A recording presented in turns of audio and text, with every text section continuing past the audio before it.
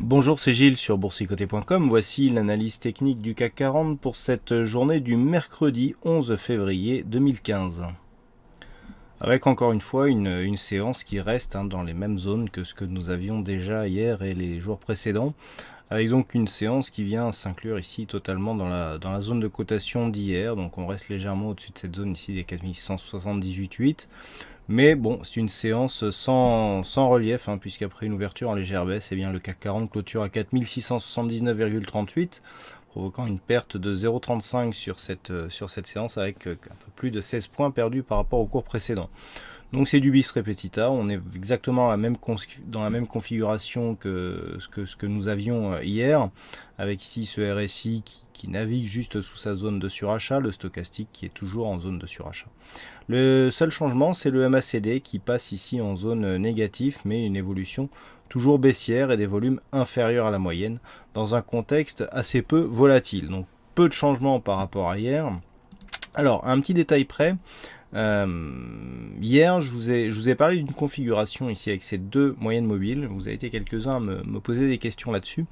Alors, ce que je voulais dire, c'est que tout simplement, nous avons ici la moyenne mobile 20 exponentielle, ici en très plein, et la moyenne mobile 20 arithmétique, qui délimite les bandes de Bollinger, puisque les bandes de Bollinger sont ici en réglage par défaut, donc sont guidées par la moyenne mobile 20 arithmétique. Donc je vous laisse trouver sur le site la différence entre la moyenne mobile 20 arithmétique et exponentielle. Vous l'avez aussi dans le wiki boursier. Ici, ce qui est intéressant, c'est que la moyenne mobile 20 exponentielle, qui est plus près des cours d'un point de vue de la dynamique, passe sous la moyenne mobile 20 arithmétique. Donc ça, c'est un signal. Lorsque les cours sont au-dessus des moyennes et que la moyenne exponentielle passe sous la moyenne mobile arithmétique pour les moyennes mobiles 20, c'est souvent des bons points de retournement. Souvent, parce que ce n'est pas toujours le cas, mais c'est souvent le cas. Alors lorsque l'on a l'inverse, par exemple, ici nous avions une tendance baissière et puis finalement la moyenne mobile 20 exponentielle ici est repassée au-dessus. Et bien là, c'était un bon point pour jouer la hausse. Donc le cas inverse ici était vérifié. Lorsque l'on vérifie sur des cas précédents, alors ça marche surtout après des fortes tendances. Là, on n'a pas trop le cas, puisque la moyenne mobile passe très tard. La moyenne mobile exponentielle ici en très plein passe très tard au-dessus de cette moyenne, mais bon, on voit ici que c'est un retardement. Voilà, alors on l'a ici. Nous avons ici une tendance, tendance haussière. Voilà, on va décaler, donc forte tendance haussière. Et on le voit à un moment ici, la moyenne mobile arithmétique exponentielle passe sous la moyenne mobile arithmétique.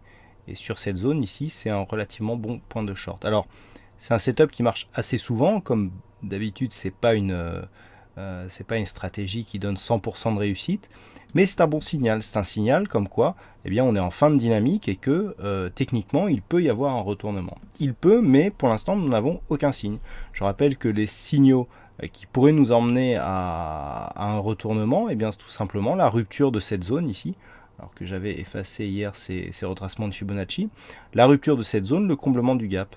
Si on arrive à casser cette zone ici, zone de support, puisqu'on voit que tous les cours, depuis que nous sommes dans cette zone d'évolution en quasi-range, sont venus buter contre cette zone du point de vue des points bas.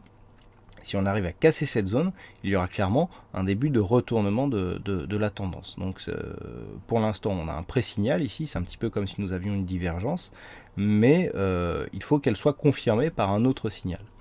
Voilà, donc c'est à peu près tout ce qu'on a. Alors ça va à peu près, je dirais, dans le sens des statistiques qui sont assez baissières suite à la séance d'hier. D'ailleurs, on a vu que la première statistique qui nous donnait 66% ou 65, je ne me rappelle plus, de probabilité d'avoir une bougie rouge a été réalisée. Bon, de peu certes, mais elle a été réalisée.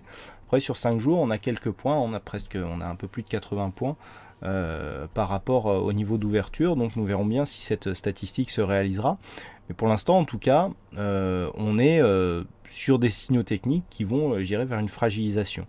Naturellement, si on commence à casser ici cette zone de point haut, matérialisé par la bougie d'hier et que l'on inscrit de nouveaux plus hauts significatifs, naturellement que ce scénario de retournement sera invalidé. Tout scénario, aussi probable qu'il soit, doit avoir un signe d'invalidation. Et ce signe d'invalidation, il se fait sur les plus hauts, et le plus haut significatif de cette tendance se situe sur la bougie précédente, à savoir la bougie d'hier. Sachant que nous avons ici en objectif une résistance à 4741 points. Donc si les cours commencent à accélérer à la hausse et cassent ou attaquent même cette zone de résistance, on la validera dans un premier temps la stratégie de retournement. Voilà donc ce que l'on peut dire sur cette analyse technique du CAC 40. Donc aujourd'hui il y avait un fixing, c'est encore Bono qui gagne sur cette session, qui nous fait un carton plein. Alors bon, il y a peu de participants, mais à chaque fois il est dedans. Et puis en ce qui concerne les statistiques, donc alors on a une configuration qui nous donne pas beaucoup d'occurrences, donc on verra ce que ça donne pour les statistiques à 5 jours.